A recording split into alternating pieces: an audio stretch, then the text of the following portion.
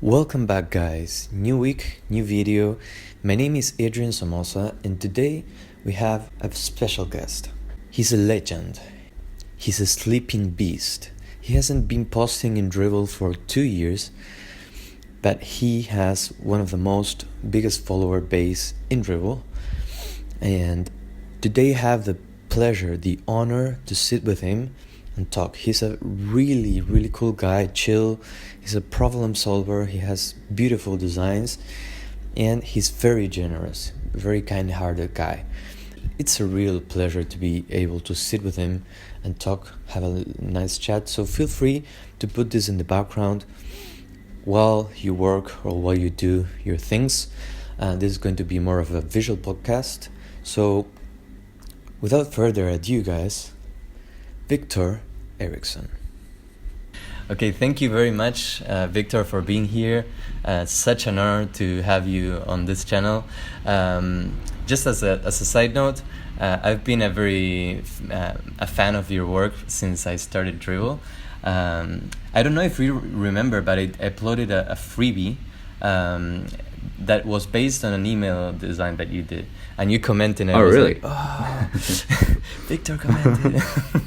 I'm very humble. Thank you very much.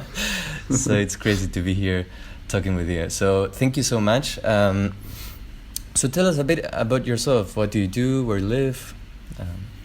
So I've been freelancing the past, I think, 3 or 4 years. I'm running an agency on the side with a couple of friends. It's more as a collective where a couple of my favorite designers are part of. Oh, nice. Such as Justin Mazel and many other really talented folks that I look up to. But right now I have had a client for 7 months. I'm basically full-time in-house with them in Stockholm, Sweden. They're called Klarna. Really big in fintech here in Europe, about to launch in the US sometimes the following year or so. I can't really disclose that, but we're cooking some really interesting stuff. So I'm working here as some kind of design manager slash creative director. Super nice. Yeah. Okay. In next question, what has proven to be the best way for you to learn design? Being uncomfortable. I think throughout my career, not only design, like before design, I was doing something completely different.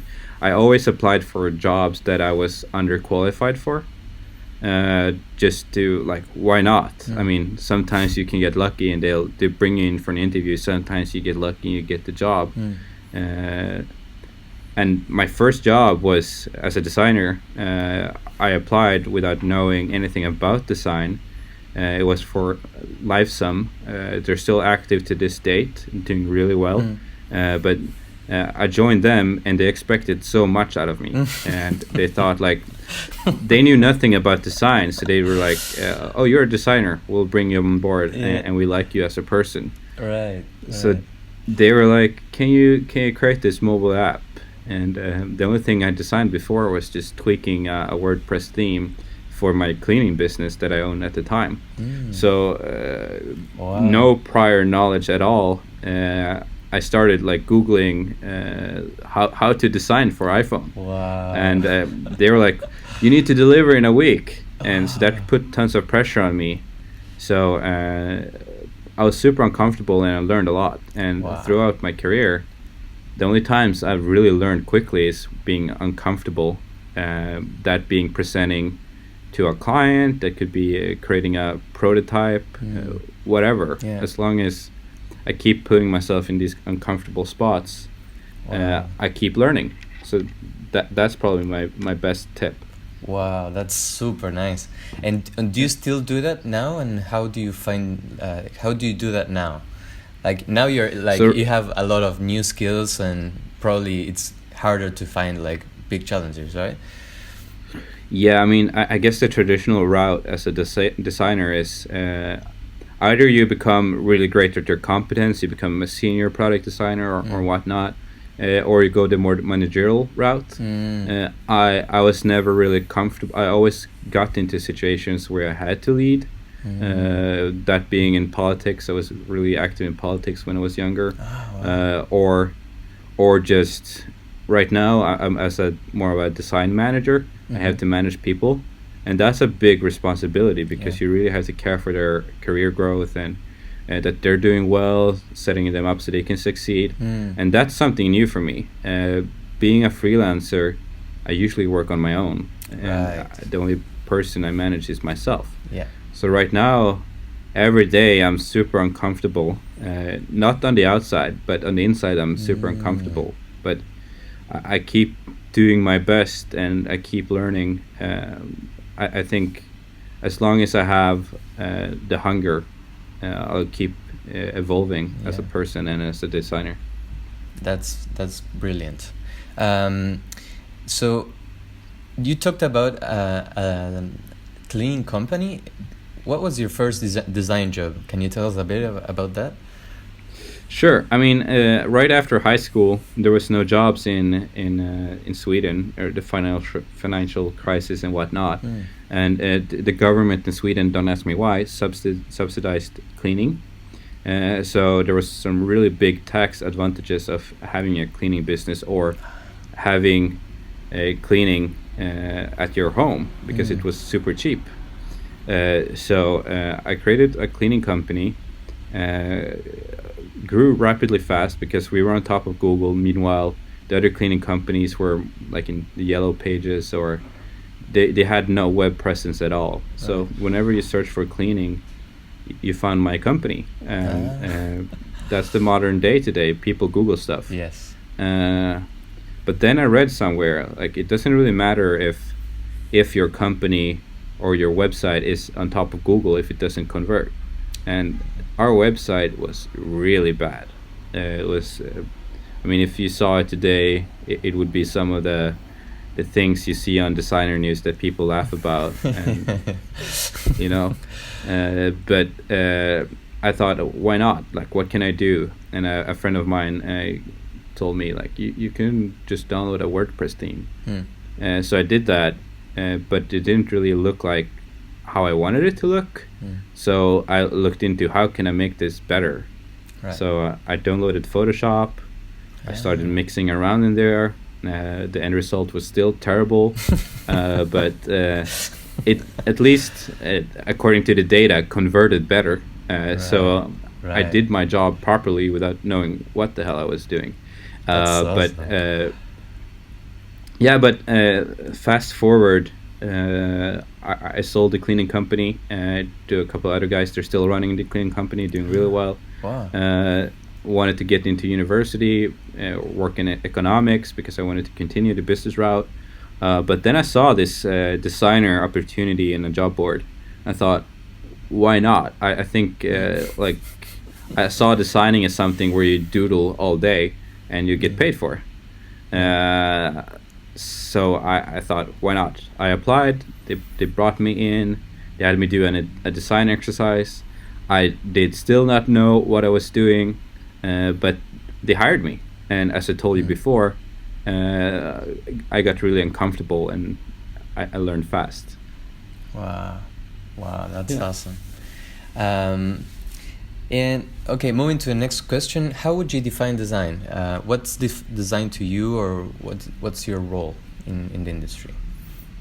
My role, we can get back to that, but design for me, I think is like the creation of a product or service with the intention of improving human experience with respect to a specified problem.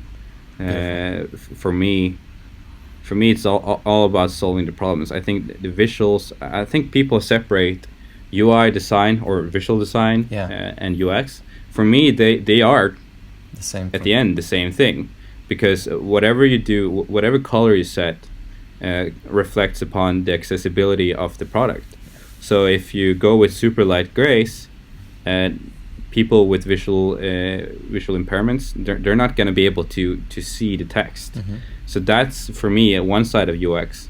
And however you design your icons, if you make them super thin and they're line icons, people are going to have to read each curve. They're starting by reading the outside of the line, and then their eyes have to read the inside.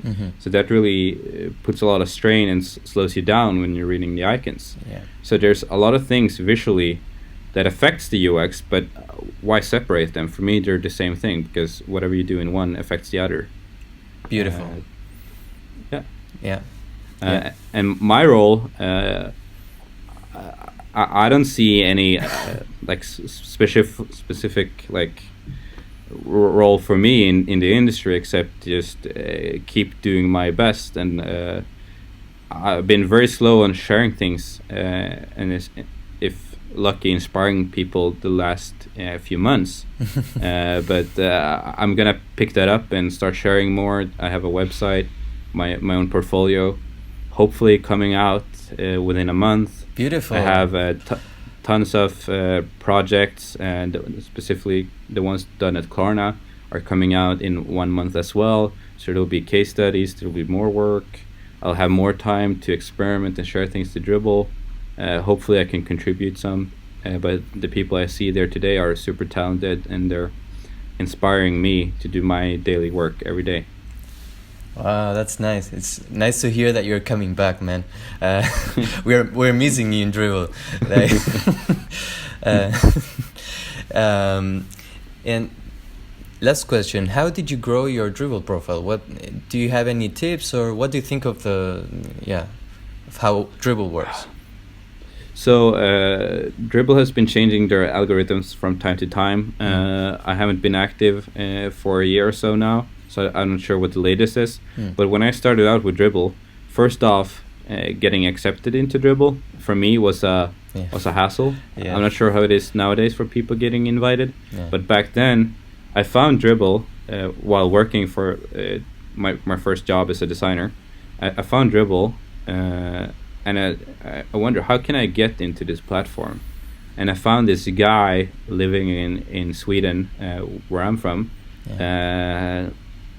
being on there, and I really looked up to him. So I messaged him and said, "Hey, can you invite me?" And he said, "No, not yet," which really puzzled me. But he had me he mentored me for a month and told me, "I want you to design this in the best way." And he gave me tons of feedback on how I could make it better. After a while, he thought, "Okay, now your work has good quality, so I'm gonna basically invite you, and we'll see what happens."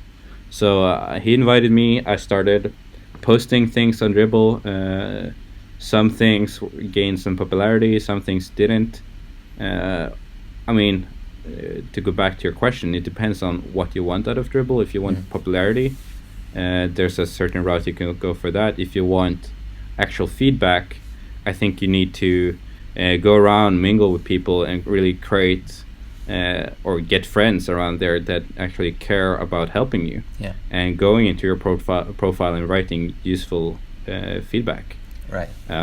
But for the popularity route, if that's what interests people more, I guess it's more about creating something that's either stands out a lot, that it gains people's interest. That's a very subjective answer, or just follow the trends. Like, see what's out there.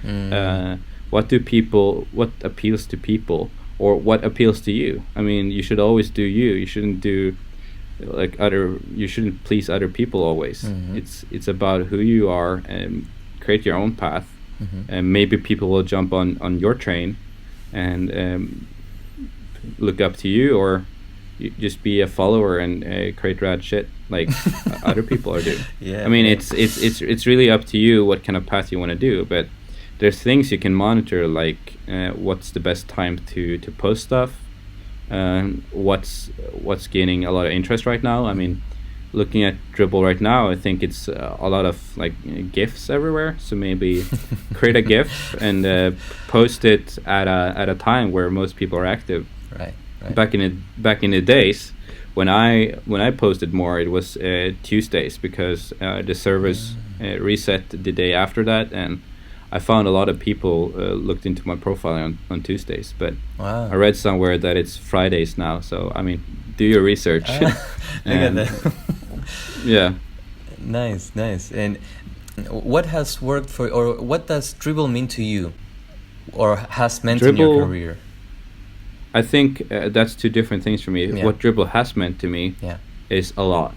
I wouldn't be a designer Wow. if it wasn't for Dribbble. Wow. All the work I've had the past few years is through Dribbble. Wow. There was a point in time where I could get 4 to 5 work inquiries a day. Then maybe half of those were useful. The other half were, I don't know, creating a PowerPoint presentation. So it's the quality could vary. Yeah. But nowadays, I think this is the sad part for me. I invested a lot of time into Dribbble. I cared about Dribbble. Whenever somebody bashed on Dribbble, I was there defending Dribbble and saying how much it means to young designers coming into the industry. But all this hard work, I feel, got neglected with the like when Dribbble got bought by this new company, where Dan, the former CEO, stepped down, and we have a new CEO at Dribbble. They changed the algorithms. They hit the popularity list. I think it's fair to like lift up people who aren't on the first page of the popular list. Popular being based on followers.